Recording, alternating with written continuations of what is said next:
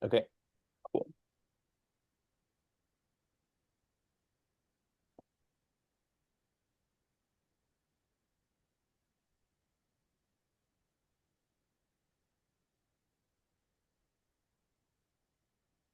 Fantastic.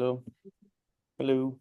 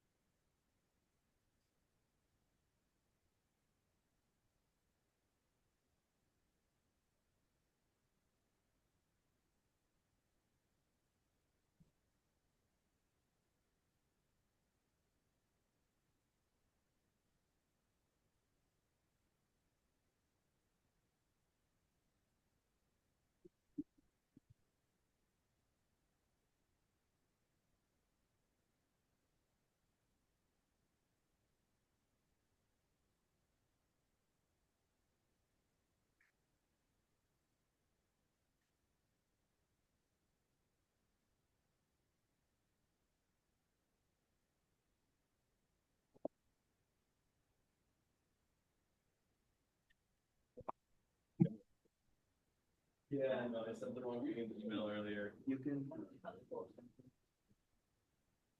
That's the correction like 1 minute before. Hopefully people will see it on the big screen and come to the right place. All right, let's wait 1 more minute. Yeah, for sure.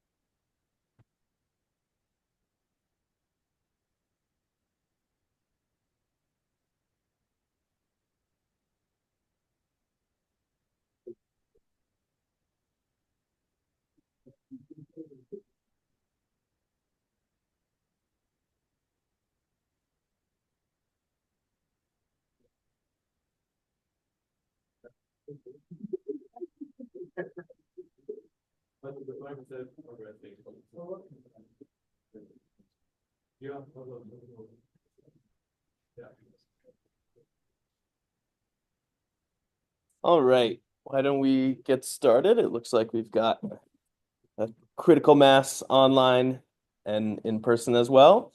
So welcome everybody to the first installment of this year's network seminar series. For those who don't know me, I'm Tim Larock. I'm a postdoc here. And this year I'm organizing along with Rohit and Bridget, and Tassilo, who are all PhD students in Renault's group. So when I say network seminar team, that's all of us. It's too many names to list them all. So we're really happy today to have with us Maria Pope, who's a PhD candidate at the University of Indiana. And Maria's gonna tell us about some work on higher order networks and information theory and some brains, probably. Oh, many So brains. awesome. Great. So thanks so much for coming, Maria, and please take it away. Cool. Thanks for the introduction, Tim, and thank you all for having me. I'm sorry I can't be there in person. I really wanted to be, but thanks for your flexibility. So like Tim said, I'm going to talk about some work we've been doing with higher order interactions in the brain, specifically using multivariate information theory to get at those. So here's a quick outline of what I'm going to talk to you all about today. First, I just want to give you a general overview of how the brain is studied as a network, sort of like the field of network neuroscience that I'm coming from. And then I'll talk conceptually about synergy and redundancy, and then like move into sort of the mathematical, how we measure synergy and redundancy, and especially these two big measures, which are the partial information decomposition and the O information. And then finally, I'll move into some results and tell you about what we see in the brain when we apply multivariate information theory to it to uncover synergistic and redundant interactions. Okay, so we'll start right away with the brain as a network. So the brain is like it's a biological organ. It's kind of squishy. And it doesn't come with well-defined nodes. At least maybe at a cellular level you have neurons, but when we're interested in human brains, and human brains don't really come with well-defined nodes because we can't dissect human brains into cells. And so the first thing that we have to do when we want to cast the brain as a network is to parcellate it. And this is usually done through a lot of fMRI sampling and aggregating a lot of signals into these brain regions, which will often have different neurobiological underpinnings. There's been many parcellations published. So this is just one example. So once you have the nodes, you need the edges. And there's two different major ways of getting these edges. You can look at the structural connectivity, where the edges are the anatomical connections between brain regions. And so this is a picture of all of these white matter tracks that are running through the brain that signals can pass along. And you would simply, to get your weight of your edge, you would simply count the number of white matter tracks connecting between these macro scale brain regions that I'm showing up top. The other option is that you can do the functional connectivity. And in this case, the edges are the statistical dependencies between brain regions activity. And so functional connectivity this is an example adjacency matrix. It's fully weighted and fully connected. And you can think about this as like, if the statistical dependency is strong, then we think that these brain regions are communicating in some way. And so the entire field of network neuroscience has really been built off of analyzing the structure of either one of these networks, and also the interactions between the two and how the structural connectivity can shape the functional connectivity, perhaps vice versa. So this is where we get the networks. Because I'm interested in function also, I'm going to zoom in for a second on this functional connectivity matrix. So to get functional connectivity, we have bold time series, which is just a time series of activity for each of one of our nodes in the parcellation. And this is just coming out of the fMRI scanner from scanning human subjects. And so you take a pair of bold time series, you take a correlation measure, and that becomes your edge weight between those two nodes. Do that for every pair of nodes, and you end up with your weighted adjacency matrix. In practice, this correlation measure is usually a Pearson correlation, but there's other measures that people will use, such as mutual information, which I like, cosine similarity, or like directed measures, like Granger causality and transfer entropy can also be used. But far, far and away, the most common metric is the Pearson correlation. So anytime I say functional connectivity throughout this talk, assume I mean Pearson correlation. So, but of course, while so many people have been doing this, and while it has been very fruitful, this approach is strictly bivariate. So larger interactions must be inferred using community detection techniques, which has had some success. One of the major things that it's given us are these functional systems, which I'm showing on the surface of the cortex here. These are what we call the 7-Yao systems, and they're systems of consistently coherent sets of brain regions across subjects. Each of these systems also has a really strong behavioral function. So for example, this like blue one up top is a somatomotor network, and it's responsible for movement and action planning. The magenta one toward the back of the brain is the visual system, responsible for vision, obviously. And so each one of these has a nice assigned function. And this comes from doing community detection methods on functional connectivity networks. And these are actually, these are still very relevant, very important. There's a lot of ongoing research still into mapping these systems. This paper just came out last year, and it's mapping a sort of a new version of the somatomotor network. And they're also very highly clinically relevant. So this paper came out this year and kind of made a big splash, actually, because it shows that expansion of one of these networks, of the salience network, can be a very, very good indicator of when people have untreatable depression, which is really cool. So yeah, they are highly clinically relevant. There's a lot of success that's happened. But of course, they are limited because they're not truly what we like to think of as higher order interactions, right? They're inferred using the structure of bivariate interactions in the functional connectivity matrix. And they're also not informationally specific. And so what I mean by that has to do with the concepts of synergy and redundancy, which I'm going to introduce next. Okay, so I'm going to talk about these conceptually first, and we'll get into measures sort of second. So to begin with, redundancy is a higher order interaction that copies the same information over many units. This can be achieved in multiple different ways. The first thing that probably comes to everyone's mind is synchrony, but it could also be anti-correlation. You could have two different signals that are time lagged from each other. In all of these examples, the signals contain the exact same information, which is when we can say that they're redundant. In a biological system, we think that redundancy could be useful for things like signal amplification or signal propagation. Also robustness, like you can imagine if you have a bunch of brain regions that are all encoding the same signal, then if you lose one or one gets damaged, it's not such a big deal, perhaps. I mean, it would be a big deal, but it's not such a big deal if they're redundant. Synergy, on the other hand, is a higher order interaction that's irreducible to any particular unit. So there's some information that's only accessible in the joint state of the system. The classic example of this is the XOR gate, because in the XOR gate, you have to know both states of the sources to know the state of the target. If you know only one of the sources, then your ability to guess the target is still perfectly a chance. It's 50-50. Perhaps a more like conceptual example of this, a more like biologically minded example of this would be depth perception.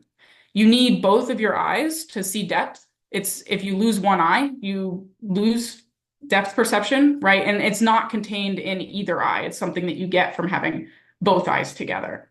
And so in a system, synergy can be useful for transforming input to output or like providing a meaningful combination of signals. Here. And I want to say before I get into measures of synergy and redundancy that there are other ways of studying higher order interactions in the brain. People are applying persistent homology, they're applying mapper to all of these same signals that we're using. And it is interesting. It's coming up with very interesting results. The reason that I'm using multivariate information theory is because it can distinguish between redundant and synergistic interactions. That's something that is unique to multivariate information theory and something that like I care about because I think these two different types of interactions should be treated differently. And there's sort of three separate lines of evidence right now indicating that it probably is important to distinguish between these types of interactions. The first is from Marilyn Gattaca. She shows that in the brain, synergy and redundancy respond differently to non-invasive stimulation. Andrea Lupi has made a whole body of work showing how synergy may support higher cognitive functioning, whereas redundancy is maybe less important for that. And then this recent paper by Lauren Costellari shows that the amount of redundancy strongly predicts success on an auditory discrimination task in a way that like synergy does not, right? So all three of these sets of papers are showing that at least in the brain, and I think we can kind of like reason towards other systems, that synergy and redundancy are performing different functions. They're both higher order interactions, but they're doing different things. And so this is why I think it's important to distinguish between them and why we want to use information theory to get at what's happening in the brain. Okay, so with that, hopefully I've convinced you that synergy and redundancy are two important concepts and we need them both. I'll get into how we measure these things and infer them from data. First, I'll just say that there have been many, many ways that have been introduced to measure synergy and redundancy. I'm only going to introduce a couple today, but that doesn't mean that any of the rest of these are invalid. And if you're interested, feel free to look them up. I'm mostly going to focus on the partial information decomposition, the partial entropy decomposition, and the O information. And as a quick side note, if anybody wants to dive more deeply into this later, this reference on the bottom of the page is the first chapter of Thomas Varley's dissertation, and it's super helpful for learning this stuff for the first time, if you're interested by this talk. Okay, so the partial information decomposition. In 2010, Williams and Beer sort of had the insight that the mutual information that two sources contain about a target can be decomposed into four informational atoms. You have the redundant information, which is the information about the target that is shared redundantly or copied over both source variables. The unique information, which is the information that each source variable contributes uniquely. And then the synergistic information, which is the information contained in the joint state of the source variables and no simpler combination. Oops, sorry. And this is a Venn diagram that describes how to conceptually think about all of these information atoms. You have the redundant information. Oh, sorry. Should I check the chat? I'm getting. Okay. Sorry. People are having trouble with the slides. It seems like most people have slides, right? Yeah, it looks good for us, Maria. Okay, cool. Thank you. Sorry.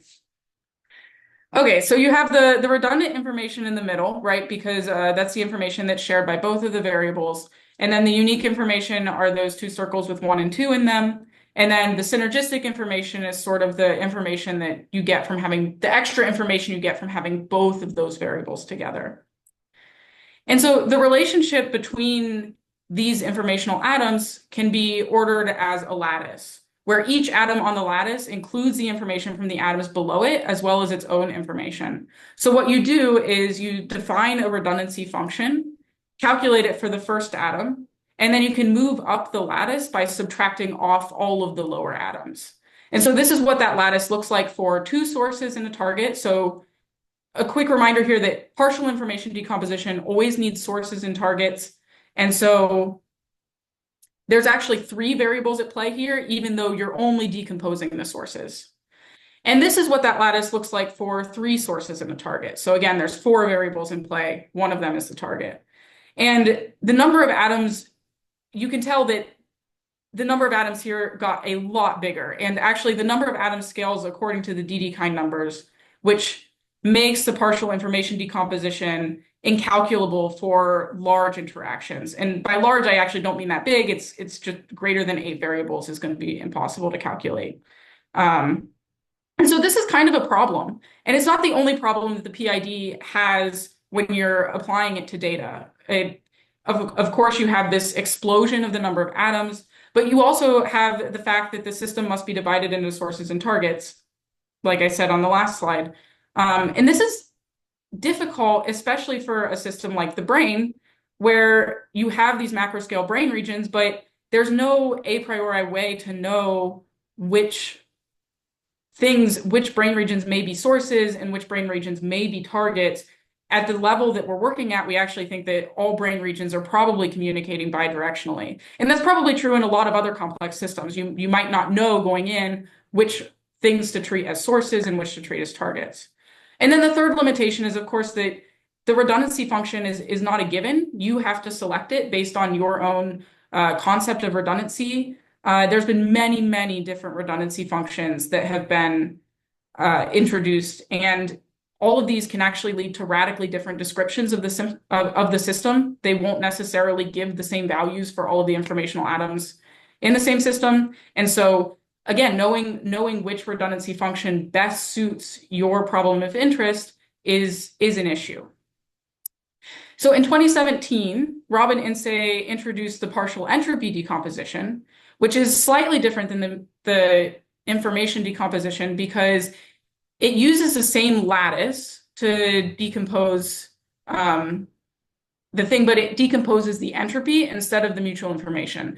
And so what that does is it means that you don't have to divide the system into sources and targets. You can just take the entropy of 3 variables and decompose that as itself without needing to know what are sources. So that solves this second problem. But because it uses this same lattice, the partial entropy decomposition still inherits these other 2 problems. You have to select a redundancy function, and it also scales crazy quickly, so you can't calculate large interactions. And so what we needed was what Rosas and Mediano introduced in 2019, which is the O information. And the O information is a heuristic measure. It doesn't tell us precisely where the synergy and the redundancy is, but it does tell us if our interaction is synergy or redundancy dominated. And so it does this by combining these two multivariate generalizations of the mutual information. The first one is the total correlation, and the second one is the dual total correlation. And so the total correlation is the sum of the marginal entropies minus the joint entropy of the system. And sort of the intuition here is that it's the information you could save by looking at the system as a whole rather than individual parts. I think this is easiest to see when you think about a fully synchronized system, right? If you decide to look at that system as individual parts, you're going to be asking a lot of questions about the state of every single variable, right? Because you're assuming that every single variable is different. So you're going to have to know a lot of information about each variable. But if you know that that system is totally synchronized, you only have to look at the first variable and you know the state of all the rest of the variables, right? So the total correlation is sort of a measure of this information savings. And so, like I said, then if all of the elements are independent, the total correlation is 0. But if they're all synchronized, then the total correlation is maximal. You can also see how this is sort of starting to drive at a sense of redundancy, right? This synchronization. The dual total correlation, on the other hand, is the joint entropy minus the sum of the residual entropies. And here, this notation that I have x to the negative I is the whole system without the element I. And I think this measure is a little bit more difficult to understand intuitively, but I think it's roughly the amount of information that resolves uncertainty about two or more variables, right? Because what this x to the negative I is doing is you're in turn removing each of the elements from the system and asking how much did my information decrease? So the dual total correlation is low if all of the variables are independent or if all of the variables are synchronized. So it's maximal when there's like some middle space and there's information shared between multiple components, but not all of them. And so what the O information does is it subtracts these two measures. And if the system is, or if the O information is positive, then you can say that the system is redundancy dominated. And if it's negative, you can say that it's synergy dominated. If it's close to 0, then we say that there's no interaction at all going on. The system is completely disintegrated. Okay, great. And so that's like all of the mathematical sort of underpinnings that we need. And now I'm going to get into some results of what we see when we apply these things to the brain. So first, I just like want to frame this. The general broad question that we were asking is it the strong emphasis on bivariate methods in neuroscience that I was talking about with the functional connectivity and the structural connectivity. We thought that the functional connectivity might capture some redundant structure because redundancy, since it's copied, you can actually see it, like see the effects in the lower order interactions. But synergy is strictly higher order, right? It's not contained in any of the lower order combinations of the elements. So the first thing that we wanted to ask was, what is the structure of synergistic interactions in the brain? And so the general pipeline of analysis that we do here is that we have bold fMRI data. We're simply going to choose some brain regions out of our parcellation, calculate the O information, and then ask, is it synergy or redundancy dominated? And things in this will vary somewhat. How we choose the interactions is mostly what's going to change. But this general structure that we have some subset and we're asking, is it redundancy or synergy dominated? That's going to stay the same. So that's kind of what you want to keep returning back to. A quick note on the data that we were using two different data sets. So we have the Human Connectome project and then a separate replication data set, which is the MICA data set. They're from 95 unrelated subjects.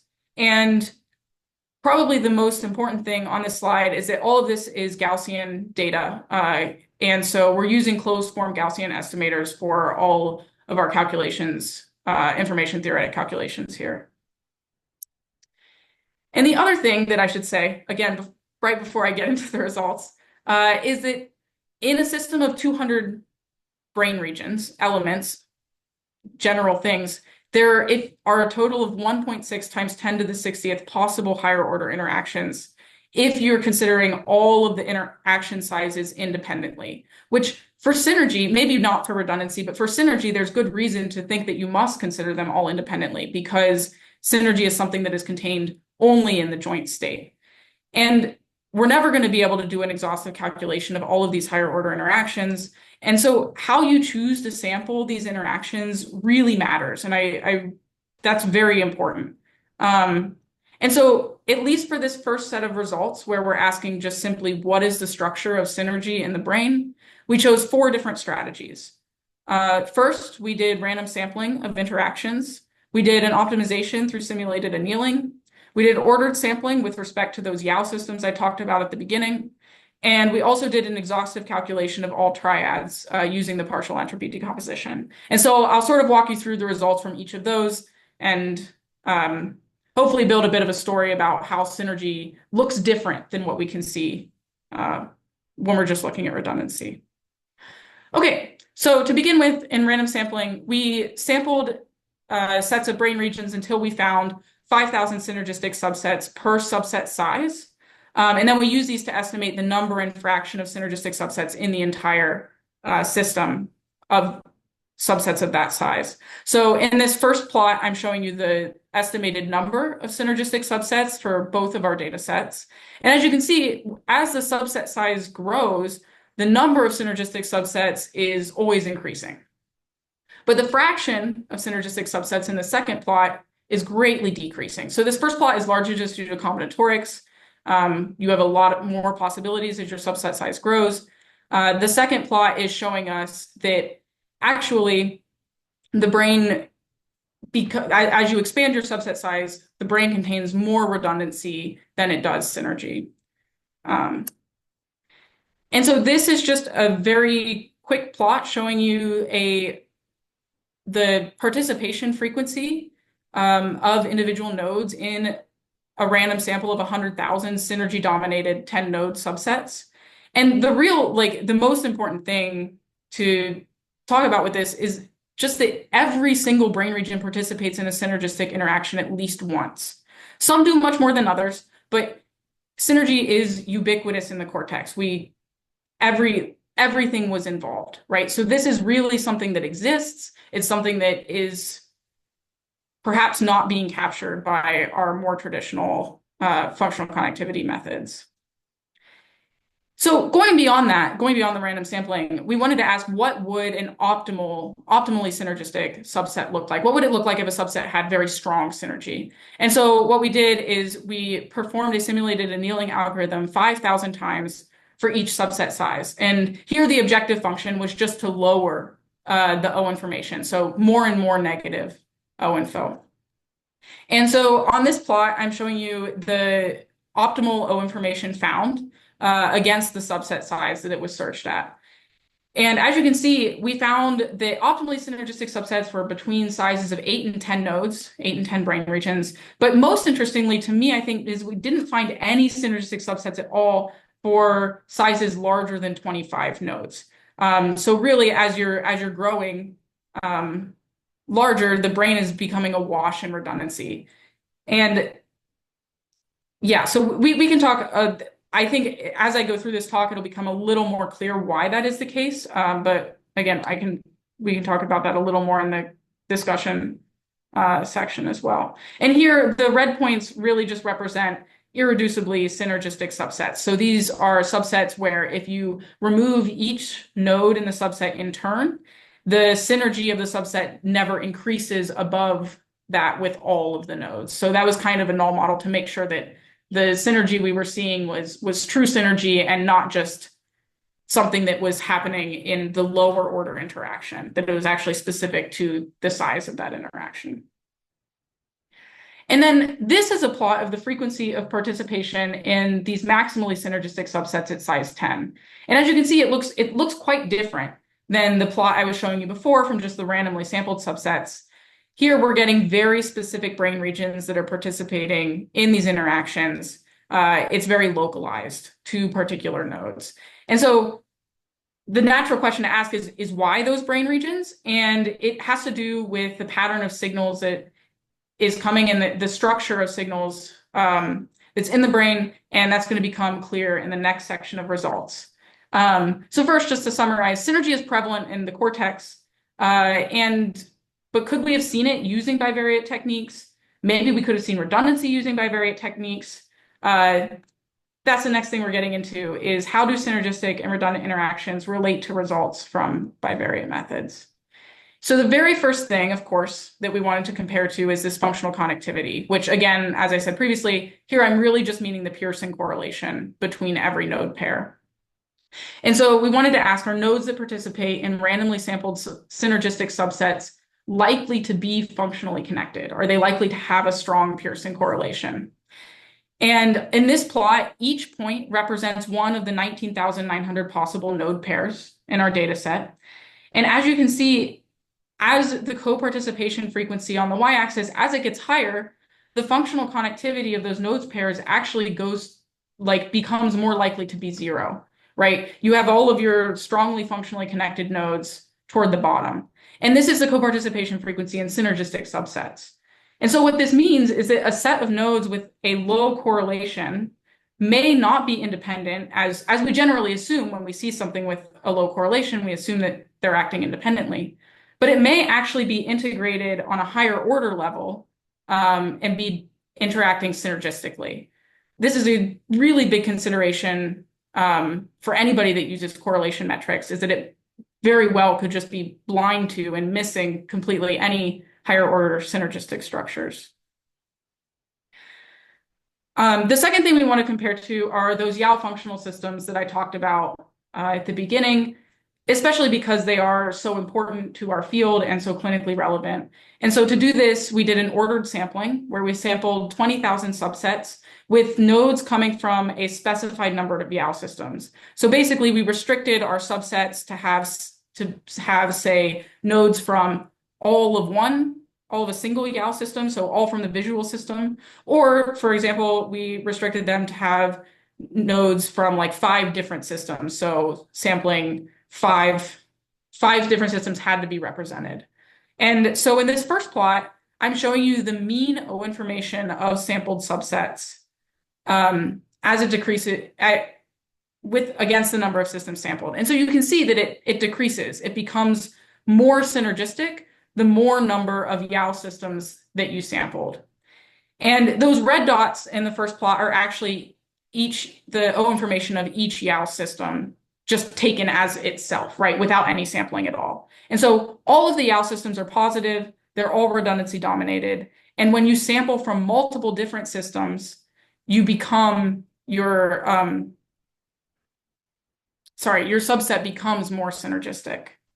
The second plot sort of confirms this. This is showing us the fraction of synergistic subsets that we were able to find when we sampled from different numbers of systems. So again, you're seeing the more systems you sample from, the more synergistic subsets you can find. And I just like to say here that a reminder that these Yao functional systems are really coming, for the most part, from doing community detection on those functional connectivity, the Pearson correlation networks. So again, this is showing that not only does functional connectivity not only is it blind to synergistic interactions, but that if we're doing community detections on a functional connectivity network, that to get synergistic interactions, we might need to combine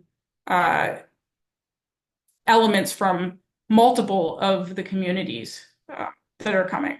So synergistic, basically, this is what I'm saying, trying to say synergistic subsets span canonical networks that are from bivariate methods, but redundant subsets correspond to them. And the next thing we wanted to do with this is just to confirm this result, to make sure that it wasn't something specific to the O information, that if we used a more precise technique like the partial entropy decomposition, we wouldn't see it disappear, right? So we computed the full partial entropy decomposition for all of the possible triads in our system. And we sort of broke this lattice into 2 pieces. So this top piece is the synergistic structure, and we summed up all of the information in the top piece. And then the bottom piece is the redundant structure, and we summed up all of the information contained in those atoms as well. And so the triads that had a greater synergistic structure than a maximum entropy null became a hypergraph or became a hyperedge in their own hypergraph. And then same for the triads that had a greater redundant structure than a maximum entropy null. They became their own hyperedge in their own hypergraph. So we have these two different hypergraphs, and we used hypergraph modularity maximization to cluster these unweighted hyperedges with these two structures. And I have to give Maria Grazia all the credit here. She was the one who did most of this piece of the project.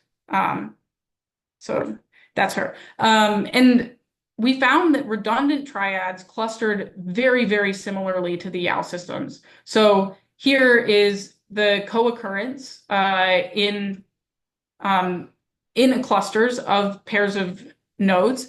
And on the diagonal here, what I'm showing you is the yellow lines demarcate the known YAO systems, right? So the co-occurrence is high within the known YAO systems, and it's pretty low outside of them.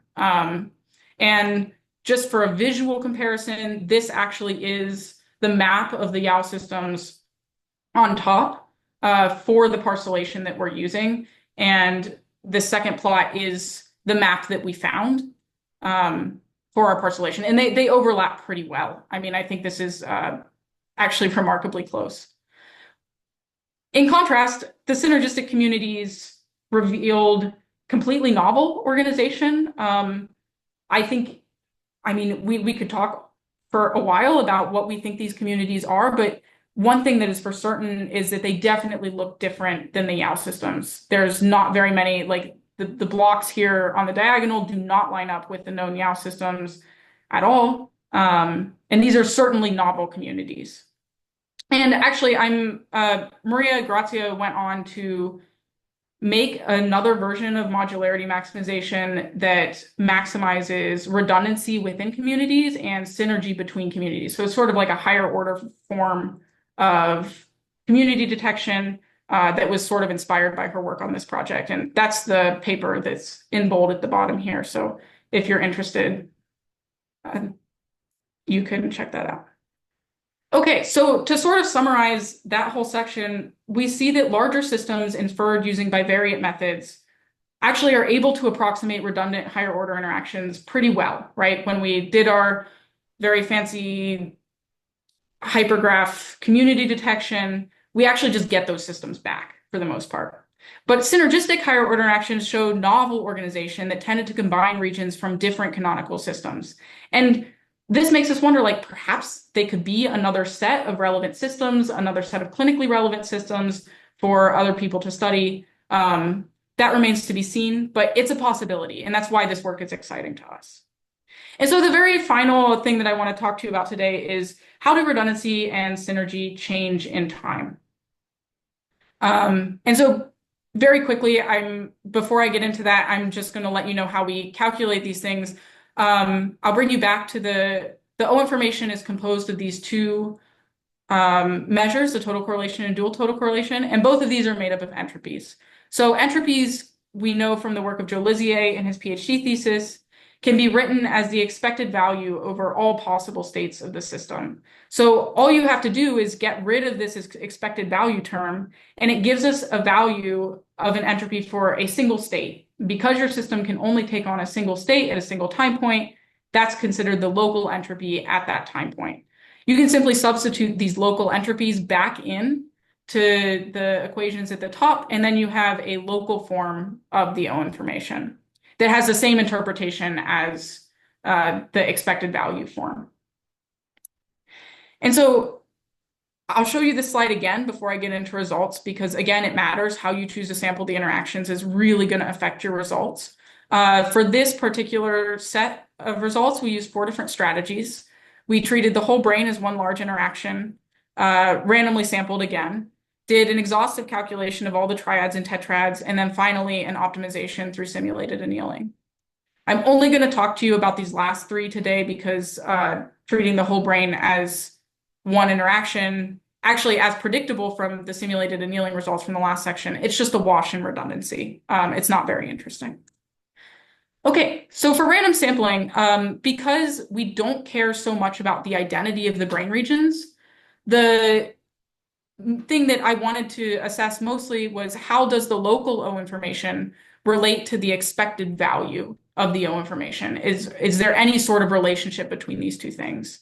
And so the very first thing I did was to calculate the local O information for these 10,000 randomly sampled subsets and to correlate the standard deviation of those time series with the expected value of the same subset. And what you see is this correlation is actually always quite strong and it's always positive. And what this means is that subsets with a high expected value of the O information, so these are highly redundant subsets, are the ones that have the greatest standard deviation in the time series of their local O information. So the redundant subsets are the ones that are experiencing a lot of variation in the time varying synergy and redundancy dominance. And these second two plots really just confirm this. The second plot shows that it's the redundant subsets that actually have the most synergistic moments, but it's also the redundant subsets that have the most redundant moments. And so this is very interesting. And it also kind of comments on the subsets that we were finding earlier when we were doing that simulated annealing optimization, because it means that we were finding subsets that had a O information time series that was really damped. It wasn't doing very much. It's the redundant subsets that are doing interesting things. The second thing that I did was an exhaustive calculation of all the triads and tetrads, where I calculated the local O information and chose the triads with the minimum O information or the maximum O information at each time point. And so this is just a schematic sort of showing you how I did that. And it produces this nodal time series, which is the identity of the most synergistic or most redundant, I did it for both, triad at each time point. It also produces a time series of the maximal and minimal O information possible at every time point, which you can think of as sort of an upper and lower bound of how synergistic and how redundant a triad can be at that time point. I think this could be a very interesting time series for future analysis, but every result that I'm showing you today is going to be focused on this nodal time series, the identity of the nodes that have strong redundancy and strong synergy at that time point. And so what are the temporal properties of that time series? The very first thing that we found is that this is the mean nodal overlap between successive frames. And there's a strong autocorrelation here that indicates that the identity of interacting nodes changes smoothly in time. So we see that it sort of falls off by 8 frames, but that generally we're not just getting things that are jumping around, right? We're not getting interactions that are completely irrelevant to each other. They're changing smoothly. The second thing that I did was to make recurrence matrices. This is one recurrence matrix for one subject. And here, this is just the color in the matrix, which I'm not sure you can actually see it so well. Hopefully you can. It's just showing the number of nodes in common between these time points. And so I clustered this using multi-resolution consensus clustering and found 5 very strong recurrent clusters or recurrent states. Subjects had different number of these clusters, but these recurrent states were present in every subject. We saw around 5 states usually for synergistic interactions and 8 states usually for redundant interactions. Each subject had one of these clustered recurrence matrices, and then I used MRCC to get a group average sort of recurrent states, and we got 3 actually, both for synergy and redundancy, which was quite nice. And so here I'm showing you the co-participation frequency of brain regions in the synergistic clusters and co-participation frequency of brain regions in the redundant clusters. And as you can see, they're pretty well restricted to particular brain regions. But the first thing you should be thinking is, wow, those look very much the same, right? The synergistic clusters look the same as the redundant ones. But this result actually makes sense given what we saw with the random sampling results, that redundancy-dominated subsets experience both the most strongly synergistic moments and the most strongly redundant moments, right? We're kind of just finding that back. So the question then, of course, is what is it about the activity of these subsets that leads them to be synergistic or redundant on a specific time point, right? If it's the same nodes all the time, the activity itself must be changing. And so to get at this, I went back to just the activity time series for each individual node in my subsets. I binarized it at 0, right? And what this does is it splits the whole network into 2 communities at every time point based on the sign of their z-score. You have one co-fluctuating negative community and one co-fluctuating positive community. And we simply just counted how many nodes are in each community when it's chosen as a synergistic triad or chosen as a redundant triad. And what we find is that when nodes are momentarily synergistic, they want their nodes to be split into 2 different communities, right? They always want to have one node in the other community. Whereas the pattern is the opposite for redundant triads. They want to have most of their nodes in the same community. And you can see this is replicated also for the synergistic tetrads, that they want to have the nodes evenly split across the bipartition. So but triads and tetrads are obviously very, very small interactions. And the beauty of the O information, like I was saying earlier, is that it can scale up to interactions of larger sizes. So to get at those, I performed a simulated annealing algorithm independently on every time point and also independently for every subset size, with sizes 5 to 75 skipping by 5. And while the actual nodes chosen varied significantly with subset size, we found similar temporal properties to our smaller interactions.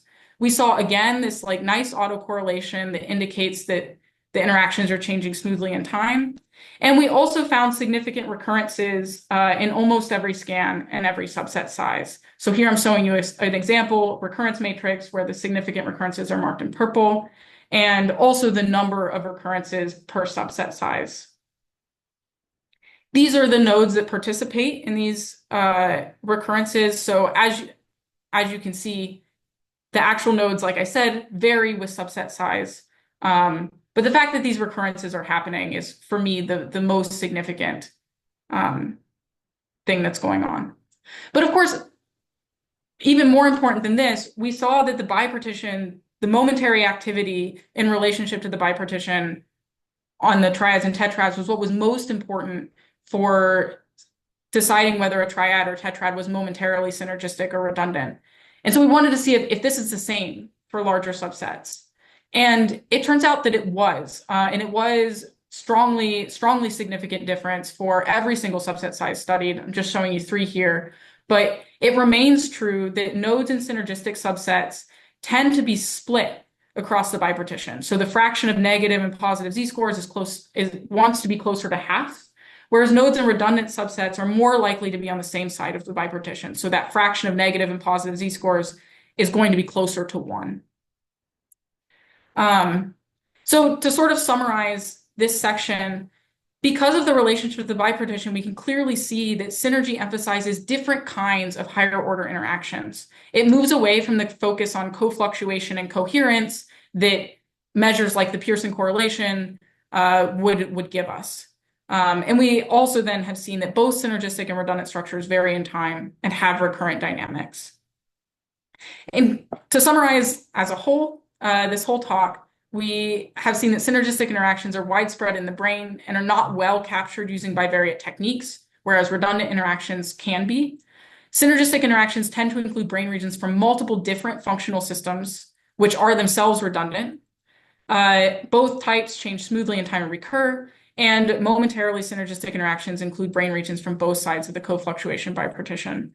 And these second and fourth bullet points sort of leads us to conclude that synergy really needs to combine different sources of information. The different sources can be either the time average state or the instantaneous dynamics, it doesn't matter, but it has to be combining different sources in order to be synergistic. It highlights a form of integration that's not based on coherence and co-fluctuation as network neuroscience has been in the past.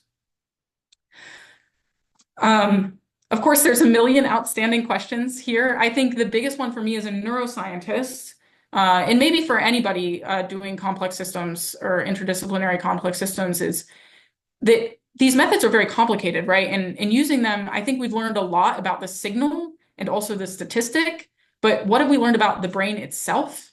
I'm not entirely sure, right? I think there's major questions that are still on the table, which are how are these higher order interactions supported by neurobiology? How are they supported by the brain's anatomy? And then how do these statistics relate to behavior? All of these things are yet to be seen, and are questions for future work. Another problem that sort of exists with the structure of information theory, which is that information is always for the observer, which in our case is the analyst, right? So how can we know that these statistics that we're seeing are real and useful for the brain? And this is a question that you're going to run into when you apply information theory to any system of interest, right? Is that how do you know that the brain is using this information? How do you know that your system is using this information and it's not just an epiphenomenon? It's not just some order that you're imposing onto it because you're the one looking at it. Another question that we still have, of course, is to what extent do these higher order statistics correspond to higher order mechanisms? Could it be possible to arrive, like to get higher order statistics or markers of synergy from just simply pairwise mechanisms? And and to what extent would that be okay? I think that's something that we need to think about, and I would be very interested to hear your thoughts on this. And then finally, obviously, like I said at the beginning, there's a ton of other techniques of studying higher order interactions in the brain and also in many other systems, especially from topological data analysis.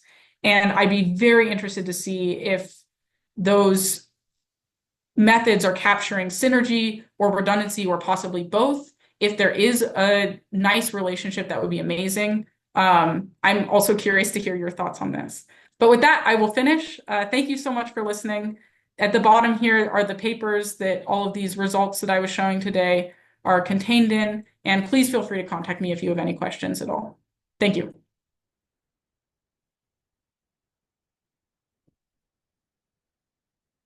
Thank you so much, Maria. Um, Now we have plenty of time for some questions. So people online, if you want to ask a question, feel free to raise your hand or type it in the chat. People in the room, the mic and the camera are on my laptop. So if you have a question, maybe it's easiest if you can to just come up here and ask it. And I could start us off. I have kind of a detailed question about the Yeah. O information. So I'm curious what happens around zero. Like, are you seeing interactions with zero O information up to your machine precision? And at what point does there need to be some kind of threshold in terms of, okay, it's positive, but it's 10 to the negative 10th. So is that redundancy or like how do you determine at what point you classify something as redundant or synergistic, or is it just if my machine says greater than zero, that's redundant and I'm happy with that? Yeah, this is a great question. And we actually on the first paper I was talking about where we were doing the optimizations, we kind of bypass this because we're optimizing. So we're looking for the extremes. But you're right. It's never going to be exactly zero within machine precision. What I've been doing more recently is just creating maximum entropy null models where we know that there's no integration. And you'll see like it depends a lot. You'll see like little fluctuations around zero. And so then, you just create a distribution and say, like, does it beat this distribution? Basically, then we can consider it synergistic or redundant. Um, One of the things that we've been noticing a lot, and this makes sense, I think, is it depends on your sample size, how big that noise around zero is. The more samples that you have that you're building, the joint distribution, your multivariate Gaussian from, the less that noise is. So the better, the more precise that you're getting in your measures, right? If you're, which is kind of a problem sometimes for applying this to data, because if you're looking at like practical data, I mean, somebody asked me once how to apply this to gene networks, but they only have 9 samples. That's going to be almost impossible, right? So sometimes like practical data doesn't have a lot of samples, but you want as many samples as possible. So because it drives that noise to zero as much as possible. And it also makes the values of the measures themselves more precise. Yeah. Thanks. That's helpful. Any more questions in the room or online? Because I do have a follow-up. So my follow-up is what does that maximum entropy model look like in this case? Because you have kind of a like higher order structure. Is it like some kind of random hypergraph with the same things, or what exactly does it look like in this case? Or is it something you can just do analytically? Oh, no, we just generate random Gaussian time series and use Okay. that and then just make a distribution from that. Yeah. Okay, so randomizing at the bold level. Yeah, at the bold Okay, level. Yeah. gotcha. You could probably do it. Well, you'd probably want to do it at the bold level. Yeah, all of these I kind of glossed over this, but all of these measures, like you need a time series because you need a distribution, right? Yeah, You can't just take it directly from like a matrix or a hypergraph. Um, yeah, yeah. thanks.